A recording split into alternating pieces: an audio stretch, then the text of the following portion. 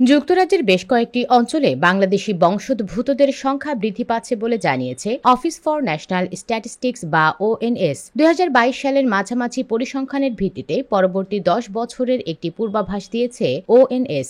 সেখানে দেখা গেছে লন্ডনের টাওয়ার হ্যামলেটস এলাকায় ২০৩২ সাল নাগাদ প্রায় ২০.৩৮% জনসংখ্যা বৃদ্ধি হতে পারে। সে অনুযায়ী ২০২২ সালে জরিপকৃত জনসংখ্যা ৩,২৩,৮৫৪ জন থেকে বৃদ্ধি পেয়ে তা ৩,৮৯,৮৪৫ জনে পৌঁছাতে পারে। স্থানীয় কর্তৃপক্ষের তথ্য অনুযায়ী এখানে বাংলাদেশি বংশোদ্ভূত প্রায় ৩৩% মানুষের বাস।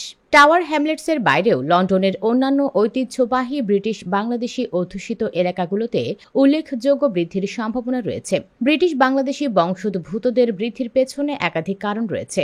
যদিও যুক্তরাজ্যে ব্রিটিশ বাংলাদেশি জাতিগোষ্ঠীর নির্দিষ্ট জন্মহারের বিস্তারিত তথ্য সরকারিভাবে প্রকাশিত ওএনএস ডেটাতে ধারাবাহিকভাবে পাওয়া যায় না, তবে বৃহত্তর পরিসংখ্যান একটি চিত্র তুলে ধরে। ২০২২ সালে যুক্তরাজ্যে জন্ম নেওয়া ৭,০০৭টি নবজাতকের মা ছিলেন বাংলাদেশি বংশোদ্ভূত। জন্মসূত্রে যুক্তরাজ্যের নাগরিক নন এমন মায়েদের তালিকার বাংলাদেশের অবস্থান ষষ্ঠ। ইংল্যান্ড ও ওয়েলসে মোট জন্মের প্রায় ১/৩ তাদের দ্বারা হয়েছে।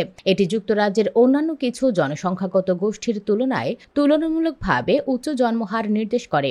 ২০২১ সালের আদমশুমারি অনুযায়ী ইংল্যান্ড ও ওয়েলসের মোট জনসংখ্যার মাত্র ১.১% বাংলাদেশি বংশোদ্ভূত ব্রিটিশ নাগরিক হলেও তাদের সংখ্যাটি ৬,৪৪,৮৮১ জন। ২০০১ সালে যা ছিল ২,৮৩,০৬৩ জন, অর্থাৎ বাংলাদেশি বংশোদ্ভূতদের সংখ্যা দ্বিগুণেরও বেশি বৃদ্ধি পেয়েছে। এই বৃদ্ধির পেছনে আরেকটি কারণ হল ইউরোপের অন্যান্য দেশ থেকে যুক্তরাজ্যে বসতি স্থাপনকারী বাংলাদেশিদের সংখ্যা বৃদ্ধি। ব্রেক্সিট পূর্ববর্তী ইইউ এর অবাধ চলাচল এবং ইইউ সেটেলমেন্ট স্কিমে জাতিগত ভিত্তিতে তথ্য বিভাজন না করায় এই নির্দিষ্ট অভিবাসন পথের সঠিক ও হালনাগাদ পরিসংখ্যান পাওয়া কঠিন। তবে পূর্ববর্তী প্রতিবেদনগুলো একটি উল্লেখযোগ্য প্রবণতা নির্দেশ করে। উদাহরণস্বরূপ ২০১৮ সালের কিছু বিশ্লেষণে বলা হয়েছিল যে গত ৫ বছরে ইউরোপের বিভিন্ন দেশ থেকে ৫০,০০০-এর বেশি বাংলাদেশি বংশোদ্ভূতরা যুক্তরাজ্যে বসতি স্থাপন করেছেন, যার মধ্যে উল্লেখযোগ্য অংশ এদের মধ্যে প্রায় ৩০,০০০ এসেছেন ইতালি থেকে।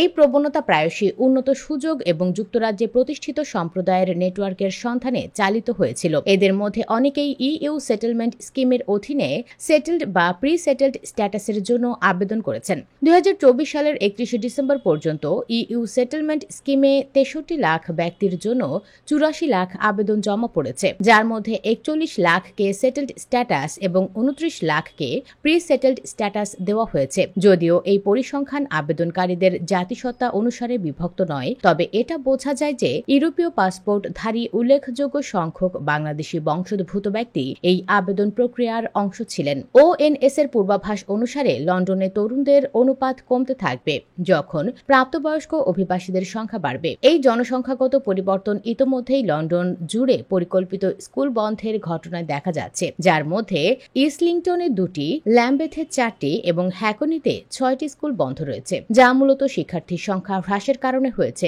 এটি টাওয়ার হ্যামলেটস, ক্যামডেন এবং ইসলিংটনের মতো দ্রুত বর্ধনশীল ব্রিটিশ বাংলাদেশি জনগোষ্ঠী অধ্যুষিত এলাকায় পরিবার এবং প্রাপ্তবয়স্কদের জন্য পরিষেবাগুলোর চলমান চাহিদার বিপরীত চিত্র তুলে ধরে।